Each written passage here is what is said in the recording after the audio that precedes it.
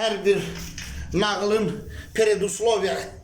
predisloviyası var, hər bir nağılın. Rayonda, kənd yerində belə bir odunla kolonka var. Yəni şəraitsizlikdən deyir ha bu. Odunun iyini hiss eləmək üçün. İndi deyəcəm niyə.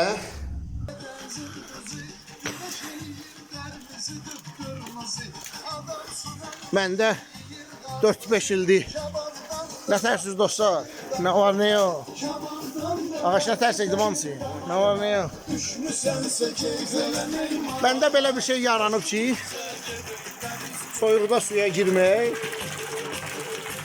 basenlə dolmağın gözləməyə hövsələm çatmadı. Damarıma düşüb də suya girmək. Belə bir özüm üçün romantik şərait düzəltmişəm, vəziyyət düzəltmişəm. Çaxır maxır olmaz, alkoqol olmaz. Qaynar su çayım varsa çay, albalı şirəsidir, adi albalı şirəsi. Yan morzi, ağlarım ehtiyar, bu tullanışı Məyyam rəhmətliyə. Hastayımla dənizə gidirdi, həmişə qulaq asmışam. Allah bəni qəncə etməsin.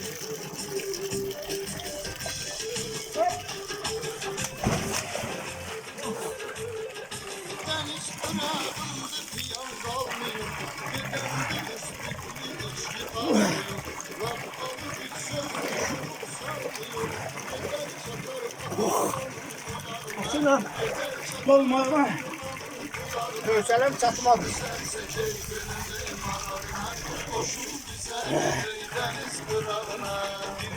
Bunun bir əziyyəti var ki, girəndən sonra çıxmaq istəyir.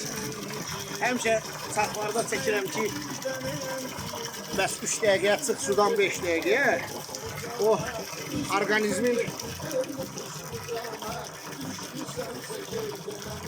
hazırlaşmağından asılıdır. Orqanizm bu vəziyyətə nə qədər hazır.